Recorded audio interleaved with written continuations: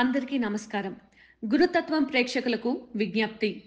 G Telugu ఓంకారం videos మరియు గురుతత్వం channel వీడియోస్‌తో fake YouTube channels మరియు ఐడీలు క్రియేట్ చేసి మిమ్మల్ని గురూజీ పేరు చెప్పి మోసం చేస్తున్నారు. గురూజీ ఎప్పుడూ ఫోన్ కాల్స్‌లో జాతకం చెప్పరు. గురూజీని నేరుగా కలవాలి అనుకుంటే బెంగుళూరులో ఉన్న ఆయన కార్యాలయానికి వెళ్ళగలరు. మీకు ఆ వివరాలు జీ తెలుగు ఓంకారం కార్యక్రమంలో చూపించబడుతుంది. అదేవిధంగా గురుతత్వం వీడియోస్‌లో బెంగుళూరు ఆఫీస్ ఫోన్ నంబర్లు ఇవ్వడం జరుగుతుంది. ఇటువంటి మోసాలు జరిగినప్పుడు గురూజీకి కానీ, గురుతత్వం ఛానల్‌కి కానీ, జీ తెలుగు కార్యక్రమానికి కానీ ఎలాంటి సంబంధం లేదు అని గుర్తించగలరు. హరి ఓం.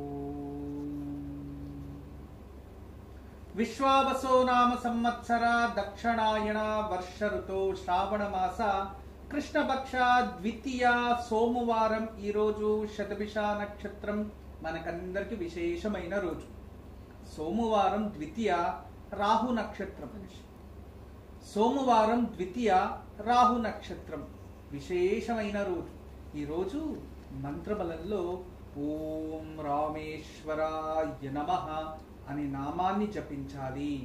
ఈ నామాన్ని జపించడం వల్ల హృదయ వ్యాధులు తగ్గుతాయి, మానసికంగా ప్రశాంతత వస్తుంది, మనిషికి కోపం కూడా తగ్గుతుంది. అంతేకాదు రాహు దశ జరుగుతూ ఉన్న రాహు దుస్థానాల్లో నీచ స్థానాల్లో ఉండి వాటి దుష్ప్రభావం వల్ల మీరేదైనా చెడు ఆలోచనలు, ఓసిడి, డిప్రెషన్ లాంటిది ఏదైనా ఉన్నా తగ్గుతుంది, కోపము తగ్గుతుంది, పీస్ఫుల్ గా ఉంటారు అని అర్థం.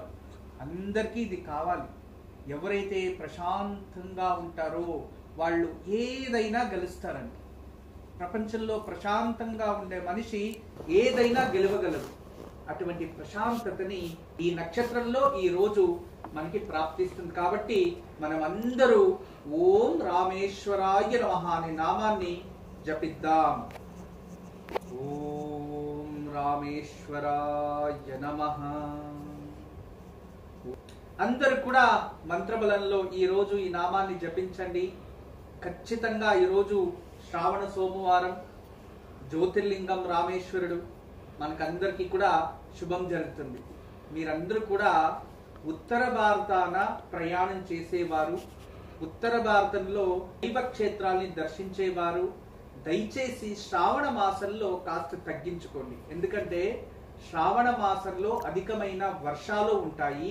అంతేకాకుండా శ్రావణ మాసంలో ఉత్తర భారతంలో మనము ఇటువైపు కావడిలో ఎలా మోస్తామో అటువైపు గంగా నదిలో నుంచి నీరుని తీసుకెళ్లి సాక్షాత్ శివుడికి అభిషేకం చేసే ఆ మాసమంతా పర్వదినంగా ఆచరిస్తారు.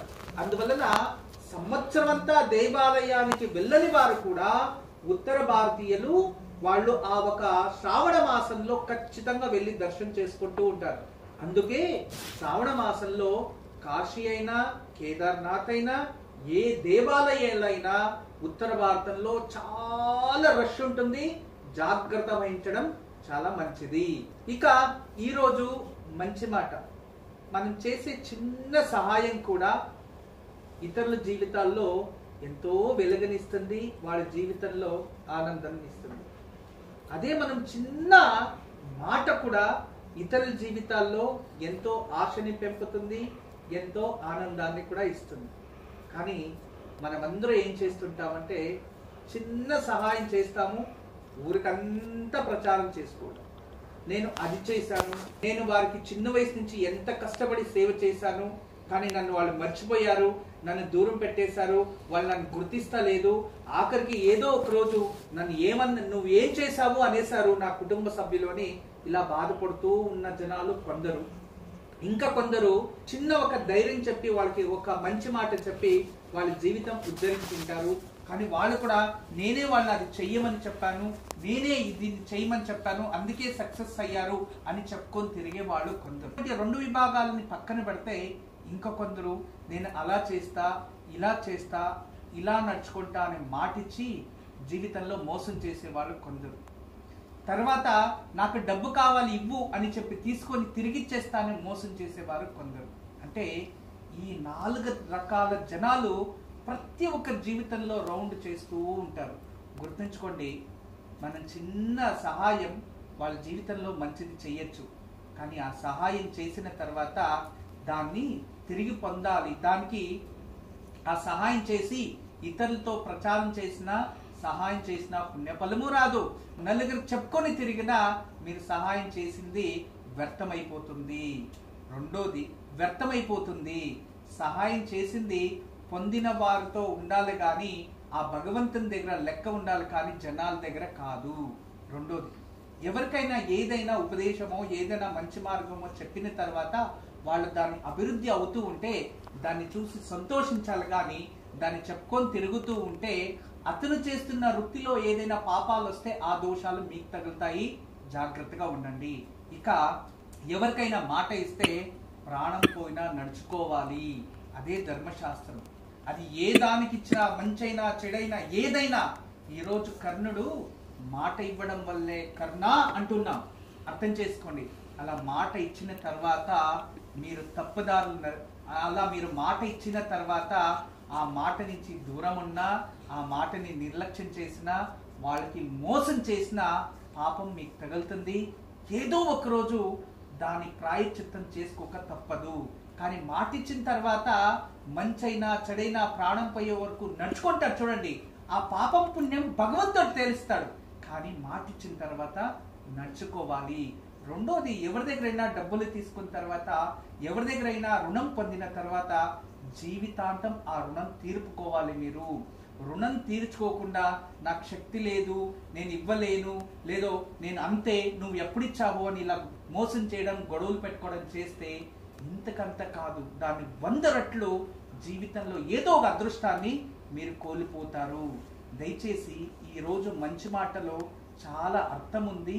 దీన్ని అర్థం చేసుకుంటే మాత్రమే అర్థమవుతుంది, కానీ అందరికీ అర్థం అవ్వదు. ఎందుకంటే కాలంలో చాలా మంది ఇతరులపై ఆధారపడి బతికే వాళ్ళే చాలా మంది ఎక్కువ ఉన్నారు. అందరిపైన ఆధారపడి బతకడం, లేదో ఎవరో అడుగుతూ ఉంటే డబ్బులు ఇస్తారులే అని వాళ్ళపైన ఆధారపడి బతకడం, లేదు ఇంకెవరో సహాయం చేస్తారులే అని ఆధారపడి బతకడం, లేదో భర్త సంపాదిస్తున్నాడు, లేదో కొడుకు సంపాదిస్తున్నాడు లేని వాళ్ళపైన ఆధారపడి బతకడం, లేదా కోడలు జాబ్కి వెళ్తుంది అని ఆ డబ్బుతో ఆధారపడి బతకడం. ఇలా ఆధారపడి బతికే వాళ్ళు చాలా ఎక్కువ మంది ఉన్నారు. ఒకటి మాత్రం గుర్తుపెట్టుకోండి, జీవితంలో ఎప్పుడు అడిగినప్పుడంతా ఎవరైనా మనకు సహాయం చేస్తున్నారు అంటే, ఎవరైనా మనం కష్టమని అడిగినప్పుడంతా సహాయం చేస్తున్నారు అంటే దాని అర్థం వాళ్ళ దగ్గర డబ్బు ఎక్కువ ఉందో లేదో కోట్లుందో అని అర్థం కాదు. వాళ్ళు నీ పైన పెట్టిన నమ్మకం, ప్రేమ, ఏదో ఒక రోజు బాగుపడతామని. కానీ మీరు మాత్రం జీవితాంతం అలాగే అడుక్కు తినుకొని బతుకుతున్నారు అంటే కుక్కల కన్నా హీనంగా బతుకుతున్నారు అని అర్థం. దయచేసి ఈ మాట మీకు బాధగా ఉండొచ్చు, కానీ మారండి. మీ కాళ్ళ పైన మీరు నిలుచుకోండి. మీ కష్టాన్ని మీరు నమ్ముకోండి. మీకు ఒకరు సహాయం చేశారంటే దానివల్ల మీరు నలుగురికి సహాయం చేసే కెపాసిటీ నాకు రావాలని రాత్రి పగలు కష్టపడి కసితో బతకండి. ఖచ్చితంగా ఏదో ఒక రోజు పైకి వస్తారు. ఎప్పుడు ఇతరులపైన ఆశ్రయిస్తూ ఇతరుల్ని నమ్ముకొని జీవిస్తూ ఉంటే అది జీవితానికి ఏ పరమార్థం ఉంటుంది ఆలోచించండి. దయచేసి మిమ్మల్ని మీరు అర్థం చేసుకోండి అనేదే ఈరోజు మంచి మాట. ఈ మంచి మాటకి అనుసంధానంగా ఒక చిన్న కథ తెలియచేస్తా వినండి. మగధ రాజ్యానికి హిమాలయాల నుంచి ఒక మహర్షి వాళ్ళు వస్తారు. ఆ ఋషి గారు వచ్చి అక్కడ ఉన్న వారందరికీ కూడా మంచి మాటలు అవన్నీ చెప్తూ ఉంటారు. రోజు మంచి కథలు చెప్తూ ఉంటారు. అండ్ మంచి హితోక్తులు అంటాం, అంటే హితమైన వచనాల్ని తెలియచేస్తూ ఉంటారు. దాన్ని విన్నవారు చాలా మంది మారుతూ ఉంటారు. దొంగలు కూడా మంచిగా అయిపోతూ ఉంటారు. చాలా మంది మంచిగా బతకాలి అనుకుంటారు. కుటుంబంలో గొడవలు తగ్గుతాయి. ఇలా రోజు రోజుకి అలా ప్రచారం అవుతూ జనాలు వాళ్ళకి వచ్చి కానుకలు ఇస్తూ ఉంటారు. ప్రతి ఒక్కరు కూడా వచ్చి వాళ్ళ ముందు కానుకలు ఇస్తూ ఉంటే ఎప్పుడు కూడా ఆ ఒక ఋషి గారు వాళ్ళ చేతిలో తీసుకునేవారు కాదు.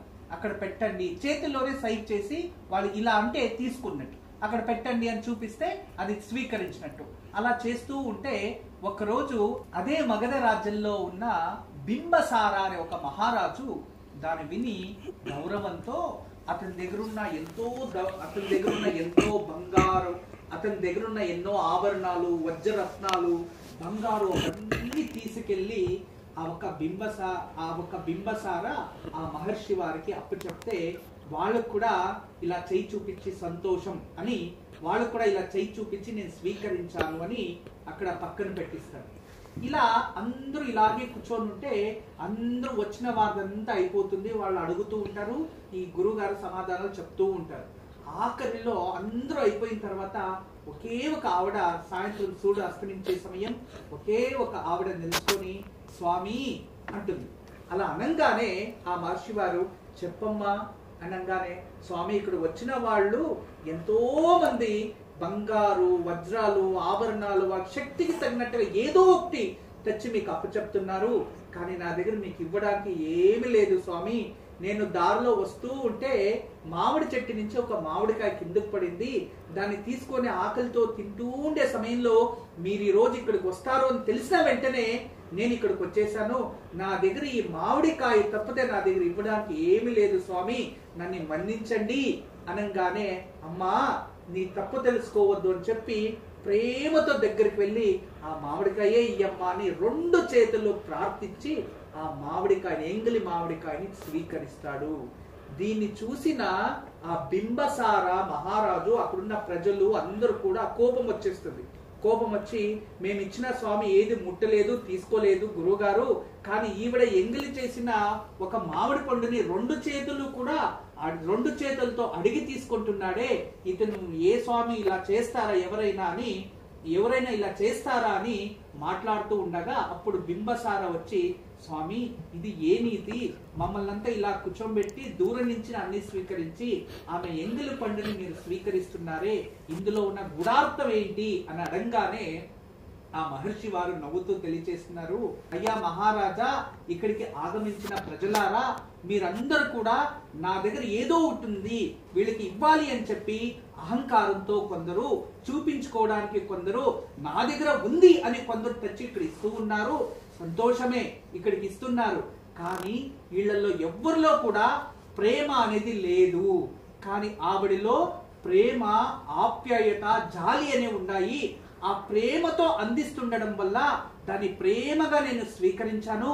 ఆవిడ ప్రేమని నాన్ని చేతులు జోడించేలా చేసింది ఈ రోజు అని గొప్పగా ఆ మహర్షుల వారు ఆ బింబసార మహారాజుకి తెలియచేస్తే ఆ మహారాజు ఒక క్షణం తలదించుకుంటాడు. అంటే అహంకారంతో నా దగ్గర ఉంది అని చూపించుకోవడానికి ఎంతో తీసుకువచ్చిన బింబసార ఒకవైపు, అక్కడ ప్రజలు నా దగ్గర ఉంది అని తీసుకువచ్చి ఇస్తున్న ప్రజలు ఒకవైపు, వాళ్ళందరూ కూడా తలదించుకుంటారు. అంటే మనం ఏది ఇచ్చినా ప్రేమగా ఇవ్వాలి, గుప్తంగా ఇవ్వాలి, నలుగురికి చెప్పుకొని తిరగడం, ఆడంబరానికి చూపించుకోవడం కాదు. గుప్తో ముక్త పట్టితో భ్రష్ట అనింది శాస్త్రం. అలా దానం చేసిన అది గుప్తంగా ఉంటే పుణ్యఫలము, ఒకరికి సహాయం చేసిన అది గుప్తంగా ఉంటే పుణ్యఫలమే, కానీ నలుగురు చెప్పుకొని తిరిగితే ఎటువంటి పుణ్యఫలము ఉండదు. ఈ రోజు తెలియజేస్తున్న చిన్న కథలో ఉన్న సారాంశం. ఈ రోజు తారాబలం నిత్య నక్షత్రం శతభిష నక్షత్రం కాబట్టి అశ్విని మఖ మూల నక్షత్రం వారికి సాధక తార ఈ రోజు పవిత్రమైన రోజు. కష్టపడండి, దానికి తగినట్టుగా ప్రతిఫలం ప్రాప్తిస్తుంది. భరణి పుబ్బ పూర్వాషాఢ నక్షత్రం వారికి ప్రత్యక్ తార, ఇది అంత మంచిది కాదు, చాలా జాగ్రత్తగా ఉండడం చాలా మంచిది. కృతిక ఉత్తరాషాఢం వారికి ఈ రోజు క్షేమతార, శుభకరమైన రోజు, అన్నిటికీ శుభం. ఈ రోజు ప్రయత్నించండి. రోహిణి హస్త శ్రవణ నక్షత్రం వారికి ఈ రోజు విపత్తార ఉంటుంది. అన్నంత వరకు జాగ్రత్తగా ఉండండి. ఏ పని చేసినా అందులో ఆపదలు ఖచ్చితంగా వస్తాయి, జాగ్రత్తగా ఉండడం చాలా మంచిది. మృగశిర చిత్త ధనిష్ట నక్షత్రం వారికి సంపద తార, ఆర్థికంగా అభివృద్ధి, ఇన్వెస్ట్మెంట్ కి ఇలాంటి వాటికి చాలా మంచి రోజు, ఉపయోగం చేసుకోండి. ఆరిద్ర స్వాతి శతభిష నక్షత్రం వారికి ఈ రోజు జన్మతార, ఆరోగ్య పట్ల జాగ్రత్త, ఆహారం పట్ల జాగ్రత్తగా ఉండడం చాలా మంచిది. ఇక పునర్వసు విశాఖ పూర్వ భాద్రపదం వారికి పరమమిత్రతార ఈ రోజు అత్యంత శుభకరమైన రోజు, ఉపయోగం చేసుకోండి. పుష్య అనురాధ మరియు ఉత్తర భాద్రపద నక్షత్రం వారికి మిత్రతార ఈ రోజు అత్యంత శుభకరమైన రోజు, ఉపయోగం చేసుకోండి. ఇక ఆశ్లేష జ్యేష్ఠ రేవతి నక్షత్రం వారికి నైదన తార, ఇది అంత మంచిది కాదు, అయినంత వరకు జాగ్రత్త వహించండి. ఇక మీరు ఎవరైనా దేవాలయానికి వెళ్ళినప్పుడు, దేవాలయంలో పుణ్యక్షేత్రంలో ఉండేటప్పుడు మనం ఏదైనా ఒక విలువైన ఆభరణమో, ఏదైనా వస్తువులో ఏదైనా పోగొట్టుకుంటాం. అంటే ఏదో వెళ్ళిపోతాయి, అలా వెళ్ళిపోతే దాని గూఢార్థం ఏంటి ఎప్పుడైనా ఆలోచించారా? చాలా మంది నేను దేవస్థానానికి వెళ్ళి నేను బంగారు పోగొట్టుకున్నా, డబ్బులు పోయింది, ఇలా చాలా మంది బాధపడుతూ ఉంటారు. కానీ దాని వెనుక గూఢార్థం చాలా ఉంది. ఏదైనా పెద్ద కఠోరమైన ఒక గండాంతరం పోయింది అని అర్థం. అలా వెళ్ళిపోతే గుర్తుంచుకోండి, ఒక చెట్టు పువ్వుని సాక్రిఫైస్ చేస్తే అందులో పెద్ద పండు వస్తాయి, దాని నుంచి 100 విత్తనాల వల్ల 100 వృక్షాలు వస్తాయి. అదే విధానంగా చిన్న వస్తువు పోగొట్టిన మన కర్మ పోయింది అని అర్థం. దానివల్ల 100 రెట్లు శుభ ప్రతిఫలాలు మీకోసం ఎదురు చూస్తుంటాయి అని అర్థం. అందువల్ల ఏదైనా దేవాలయంలో ఎటువంటి విలువైన వస్తువులు పోయినా దయచేసి వాటి గురించి బాధపడకండి. బాధపడితే మళ్ళీ కావాలి అని వేడుకొని ఆ కర్మకు మళ్ళీ మీరే బాధ్యత వహించాల్సి వస్తుంది. చాలా మంది కొన్నిసార్లు ఇళ్లలో, పూర్వంలో పాత ఇళ్ళు కావచ్చు, సిమెంట్ వేసిన ఇళ్ళు కావచ్చు, ఏదైనా కావచ్చు, మనం ఏదైనా వర్షాలు పడి పైనుంచి ఒక్కొక్క చినుకు లోపలికి కారుతూ ఉంది అనుకోండి, దయచేసి దాన్ని వెంటనే రెడీ చేసుకోండి. ఎందుకు అంటే కారే ఇంట్లో వాళ్ళకి ఎప్పుడు కష్టాలు తప్పవు అని ఒక సామెత లాగా ఉంది. వర్షం పడి ఆగిపోయినా అది ఒక్కొక్క డ్రాపే వస్తూ ఉంటుంది. అలా వీళ్ళింట్లో ఏదైనా చిన్న బ్యాడ్ ఇన్సిడెంట్ జరిగినా ఒకటైనా జరుగుతూనే ఉంటాయి. కారే ఇళ్లలో ఎప్పుడు ఉండకూడదు, మీకు ఆర్థికంగా అభివృద్ధి అవ్వదు. రెండోది, ఏ ఇంట్లో అయినా పగలంతా నిద్రపోతూ ఉంటారు, వాళ్ళ ఇంట్లో యాక్టివే ఉండలేరు అన్న కూడా వాస్తు దోషం. ఈశాన్యంలో తెలియకుండా భారమైనది ఏదైనా ఉంటే, లేదా భూమిలో ఏదైనా ప్రేత వస్తువులు ఉంటే ఆ ఇంట్లో ఎప్పుడు నిద్ర, వాళ్ళకి తూగుడింపు. అక్కడ ఆ ఇంట్లోకి వస్తే వాళ్ళకి నిద్ర లేదా గొడవలు వస్తాయి. అటువంటి సందర్భంలో ఆ ఇల్లు ఖాళీ చేసుకోవాలి. లేదు అంటే ఆ ఇంట్లో ఒక శ్రీవాస్తు యంత్రం పెట్టడం వల్ల కాస్త మార్పు వస్తుంది. తర్వాత రోజు రోజుకే మార్పు తగినట్టుగా ఇంట్లో సాంబ్రాణి పొగ వేయడం, పాజిటివిటీని ఉత్పత్తి చేసుకోవడం చేస్తూ ఉంటే ఇంట్లో యాక్టివ్గా ఉంటారు. రేపు గురు నక్షత్రం, పైగా మంగళవారం తృతీయ, కుబేరుడు అధిపతి రేపు, విశేషమైన రోజు. రేపు ఎవరైతే గురు దత్తాత్రేయ అష్టకాన్ని చదువుకొని తదుపరి శనగలని నానబెట్టి వాటిని చిన్నగా ఆరం చేసి మన ఇంట్లో ఉన్న గురువుకి వేసి పూజించి పసుపు రంగు పుష్పాలతో అర్చించి పూజిస్తే గురుబలంతో పాటు ఆర్థికంగా అభివృద్ధి అవుతారు. రావాల్సిన డబ్బులు త్వరగా రావాలని, ఎక్కడైనా ఇరుక్కుపోయిన డబ్బులు త్వరగా రావాలని సంకల్పపూర్వకంగా ఆచరించండి, త్వరలో తిరిగి వస్తుంది. ఈరోజు సాయంత్రం గణపతి ముందు కొబ్బరి నూనెతో దీపం వెలిగించి ఇంట్లోనే గణపతి రుణ విమోచక స్తోత్రాన్ని చదువుకోండి. దీనివల్ల అప్పుల బాధ తగ్గుతుంది. అందరికీ నమస్కారం. ఈరోజు మీకు అందరికీ కూడా శ్రీవాస్తు యంత్రం గురించి పరిచయం చేయడానికి వచ్చాను. శ్రీవాస్తు యంత్రం మీరు చూస్తున్నారు. శ్రీవాస్తు యంత్రం, ఈ శ్రీవాస్తు యంత్రం ఈ విధానంగా 9 ఇంచెస్, ఇలా 9 ఇంచెస్, ఇలా 9 ఇంచెస్ ఉంటుంది. తదుపరి బ్యాక్ సైడు ఇలాంటి 9 చక్రాలు ఉంటాయి. ఫ్రంట్ ఈ ఒక గ్లోబ్స్లా ఒక 9 డాట్స్ ఉన్నాయి చూడండి, ఇలా 9. ఇది శ్రీవాస్తు యంత్రం అనేది ఒక కాస్మిక్ ఎనర్జీని అట్రాక్ట్ చేసుకుంటుంది. నెగిటివ్ ఎనర్జీని ఇంట్లో నుంచి బయటికి తరిమేస్తుంది. మీకు అందరికీ దానికి పరిష్కార మార్గంగా నేను ఇవి సూచిస్తున్నా. ఎందుకంటే చాలామంది పిల్లలు సరిగా చదువుతలేదు, ఇంకొకరు మా ఇంట్లో ప్రశాంతత లేదు, భార్యాభర్తల మధ్యలో సఖ్యత లేదు, దేవుడి గదిలో సరిగా పూజ చేయలేకపోతున్నా, ఇంట్లో ఏదో తెలియని బాధ అనిపిస్తుంది, మా ఇంట్లో ఎప్పుడు కూడా ఏదో తెలియని ఒక శ్మశానంకి వెళ్ళినట్టు అనిపిస్తూ ఉంటుంది, మా ఇంట్లో కలగానే ఉండదు ఎప్పుడు కూడా. ఇక మా ఇంటికి చాలామంది వచ్చిన వాళ్ళంతా వాస్తు దోషం అని చెప్తూ ఉన్నారు, మేము ఏం చేయాలి అని ప్రశ్నిస్తూ ఉండేవారు.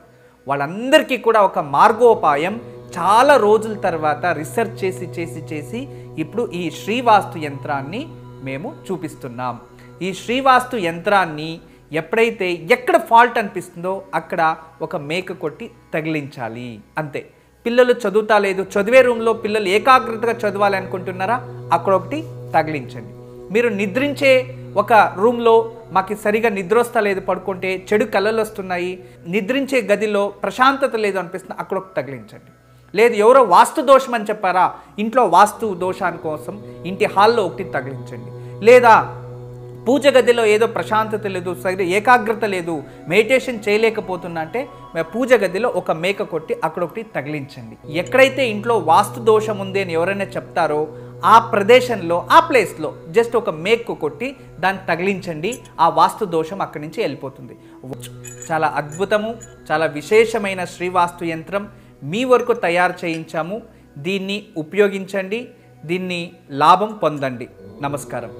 వాస్తు యంత్రం సంప్రదించవలసిన నెంబర్లు 8844452344 040682766622.